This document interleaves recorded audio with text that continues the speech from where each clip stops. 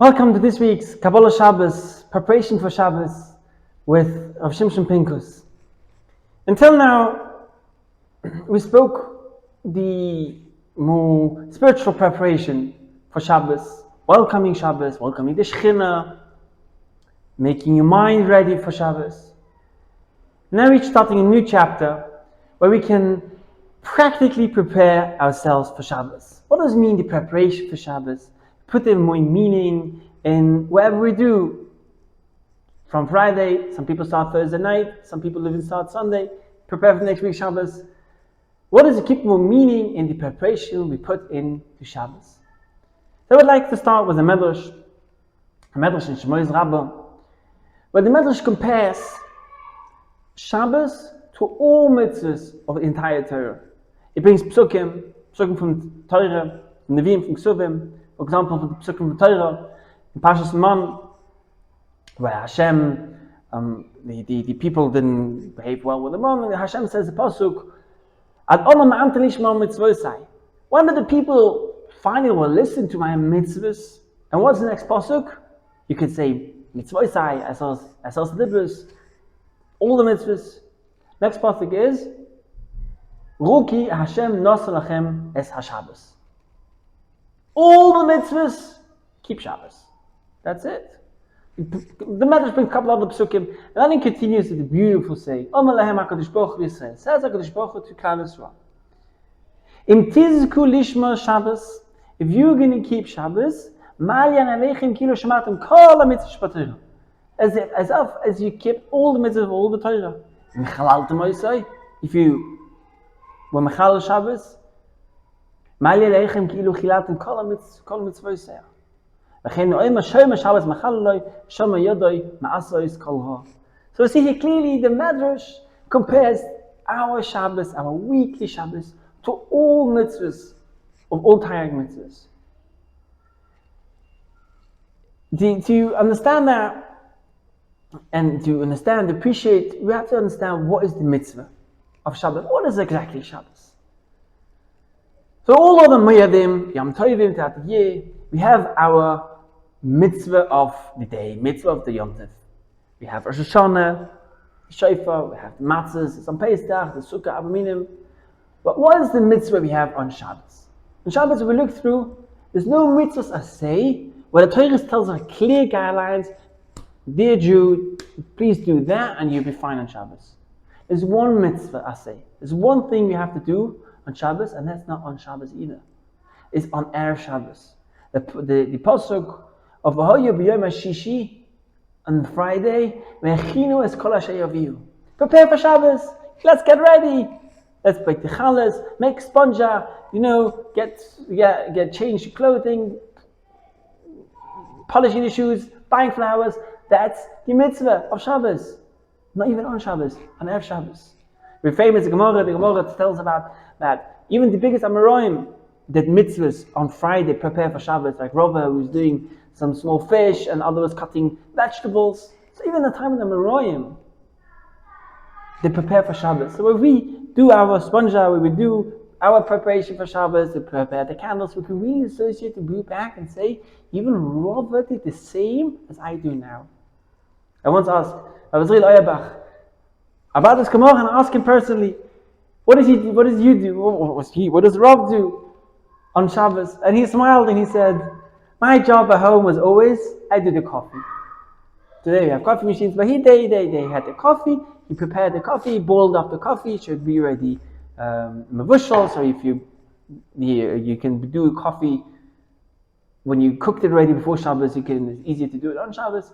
He said, my job was to do the coffee. I took the jar, I put in the coffee, I put it in the fire, waited till it was bubbling, and I put it on the hot plate. That was my job for all the years.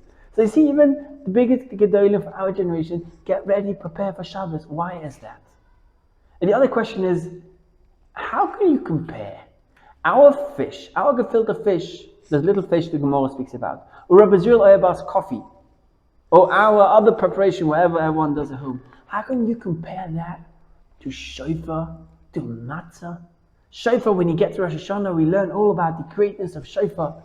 The shofar, what is it? The shofar is the tune that breaks away the walls of the Satan, that moves around the kiss are covered. Or matzahs, we say the name of the kisufa, it's the bread that the malachim eat, and abaminim, hoshuei, bad talolim, bad ruchos. That's like big stuff. So how can our preparation, our gefilte fish, our cholent, what we do on Friday, combat with those big mitzvahs? So the answer Rabbi Shimshon gives, that is actually, the fish doesn't beat the shofar. We can't beat a shofar. But it's a totally different thing. The mitzvah of preparation for Shabbos is different. Because in all the Moyadim, when we want to achieve the greatness, we have to do what we have to do. We have to do the mitzvahs. We have to do this great mitzvah. We have to build the sukkah in order to achieve the brachas of sukkahs. But on the Shabbos is matana toiva, matana toiva. It's a present, it's a gift. You don't have to do anything. To get the greatness of Kedusha of Shabbos, you don't need anything. The preparation we do on Erev Shabbos is just showing that we're waiting for it. There's two types of gifts you can give to children. There's certain presents which you can give a child for the afikomen. Or there's a child, when someone graduates from high school, you give him a gift, or from school, or anything great he or she did. You give him a present because he did such great, he's so amazing, here you have a present. But there's another present, there's a birthday present. But the birthday present isn't doing anything. It's just my birthday, and therefore my parents give me a present. But the child needs to do one thing. The child needs to want to accept the present. If you give a present just because I want to give you a present, all you have to do is accepting the present. And this is what we do on Erev Shabbos. Hashem wants to give us a Shabbos. We would just have to accept the present, the gift of Shabbos. And how can we appreciate it? How can we show ourselves ready? Hashem, we're going to take it by the preparations of Shabbos. By the gefilte fish, with the Sponsha, and polishing the shoes, buying flowers. That's what shows that we're waiting for Shabbos. And there's another thing that waiting has these hashpos, which is the geula. We find in Mitzrayim, the Mitzis Mitzrayim, the Chamushim Me'olam in Mitzrayim, just a fifth of 5 went out to Mitzrayim. What happened to the other 4? What was wrong with those other 4/5 of people, of Yidden, that didn't leave Mitzrayim? And the answer is because they didn't want to leave. They said, we're fine. You're going to come to Shechinah, you're going to give you the Torah, you're going to come close to Hashem. I don't care, I'm fine here. I don't need that. So if you don't need that, Hashem is also not going to give it to you. And they stayed in Mitzrayim and they were nifta there. But if you want to come, there's 1/5.